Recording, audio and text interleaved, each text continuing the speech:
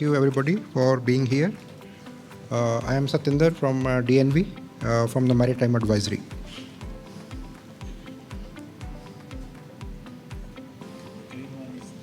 Okay. Yes.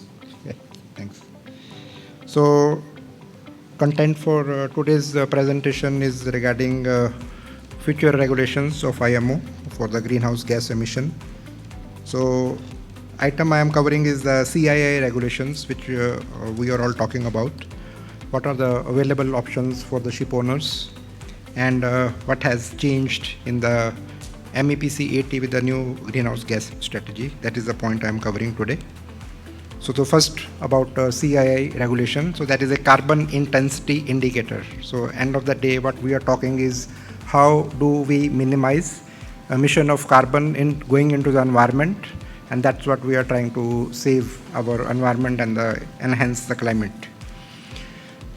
So the basic guiding point comes from the MARPOL. So every few years we have amendments in MARPOL, and in MARPOL Annex 6, which is covering air pollution, is the maximum changes happening year on year. So the latest one, which was happening for CII regulation. So that is the one which we are talking today. That came from last year in November. IMO has been talking about this for last about 10 years, that these will be the changes which will be coming in, but they were not formalized or documented. So they got documented in last year, and that is the reason in this year all ship owners are required to rate their individual ships from rating A to E based on how good they are doing in terms of carbon emission. So that is the basic point from there. So IMO has given their initial greenhouse gas strategy in 2018, and this year in MEPC 80 they released 2023, the second greenhouse gas emission strategy. So that is what we say is they become a fundamental part of how are we going to make sure that things are going in a upward direction in terms of saving the climate. In 2018, it was probably shown that shipping is contributing 2.5% of global emission, the pollution in the global, and in 2023, what has been found, it is currently it is 2.9% actually. It has not reduced, it has increased a bit. So from 2.5 to 2.9.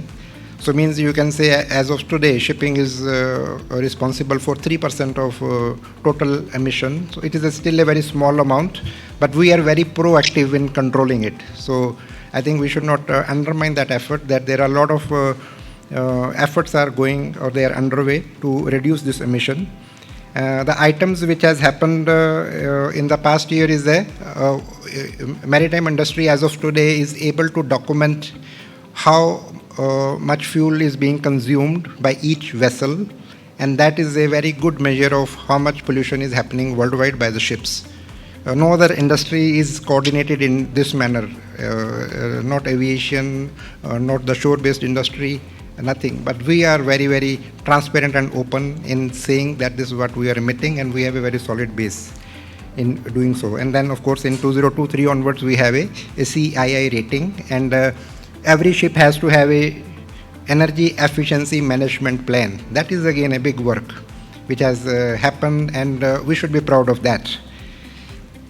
So Annex 6, Chapter 4 is what I am talking about here, and that is an item where all these are documented. And in Annex 4 there are two important, I would say, in Chapter 4, there are two important regulations in this which talks about technical measures and operational measures which can be done by ship owners.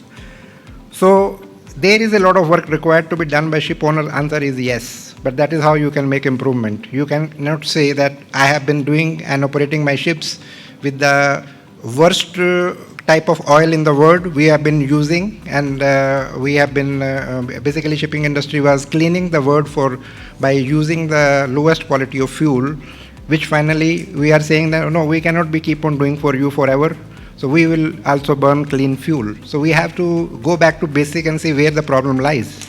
Problem lies because full world kept on giving us whatever they did not need it, we burnt it.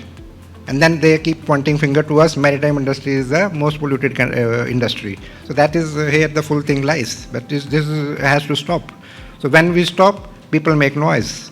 Then they say, oh, why your freight rates are going up? Finally, somebody has to pay. So because we also want to burn clean fuels.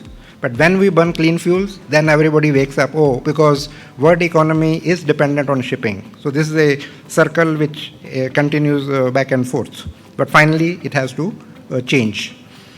So this is an item which every ship owner has a responsibility as of today to declare where is my rating of individual ship.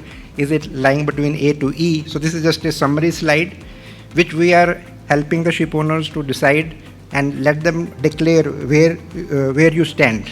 You can do it yourself. You don't need third-party intervention. But of course, when the fleet sizes are bigger, we do the work for you. And we make a register for you and tell you this is where you stand. And if the ships are in D and E category, you need to have a plan. How do you will be taking measures to increase their performance from the next 3 years? So you need to have that.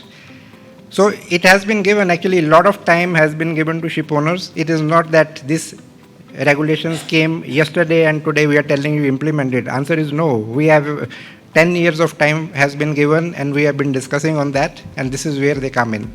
And that is a time of regulation is there. Yes, by the end of this year, you need to have a register for declaring every ship's CII rating. And from next year onwards, then you, Port State Control can go on board your ship and start checking the documents. So this is just a timeline to show what has happened, what is happening this year, and what are the implications for the coming years. So overall, what can a ship owner do? They can look at the design, they can look at the operational measures, and they can decide that what can enhance. So you have a lot of options on your table. You can tweak your machinery, you can go with the streamlined propellers and rudders to reduce your drag. You can go for alternative fuels, or you can do some energy harvesting by putting some new novel methods which are on the table, or you can do the operational measures. So there are a number of options which can be done. But will it change the way you operate the ship? Answer is yes. There is no business as usual approach. You have to do something. There is no two ways about it, that if you say I can choose not to do anything and still get away with, that probably will run out someday. Why? Because the trajectory is falling downwards, and year on year you have to enhance it. So EEXI was the first step, followed by the CII rating. So that is the historical part of this. And in this today's world, what can you do? A number of options are available.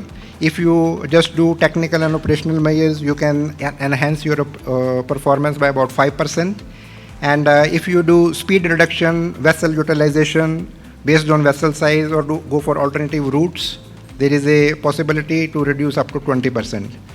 So it means you have to do some permutation and combination of factors to make sure that year on year how I can enhance the CII rating. So you need to have I would call it as a specialized cell in each company to look after this. It cannot be maybe a responsibility or burden of the people who are running the department in a regular manner. That has to change. So because you need a professional, you can say, decisions, because they involve a lot of money. Now comes the latest part, which we call it as MEPC 80 in July of this year. They came down with a new trajectory, and they want to even go stricter than that, and goal is net zero by 2050. So that is a new greenhouse gas strategy, but the good part is it's not going to come today. It will take another 2 years to tell us what more is required to be done. So as of today, next 2 years, we will still comply with 2018 trajectory, but from 2026-27, we will have new rules which will tell us how to reduce further. So the new goal is to reduce at least by 20% the total greenhouse gas emissions by 2030 as compared to 2008, and then reduce by 70% by 2040 and net zero by 2050. So that is a summary of those changes which will happen. So this is current trajectory of IMO, which is going to be there till 2026, but from 26 onwards, you will have a new trajectory which is net zero by 2050. So that is why I say that this needs a careful planning, because when the trajectories are tightened, not only IMO, it is even some Poseidon principle, banks are asking for it, then there are financial institutions may be demanding, and then that is a work which a ship owner has to show that my environmental compliance is as per the international rules and regulations. Otherwise, of course, you will have a restriction in your businesses. So that is why. So the thing has to be done in a coordinated manner.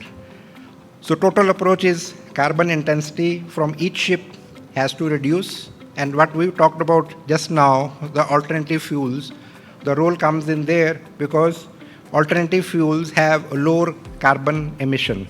So you have to adopt them, you have no choice.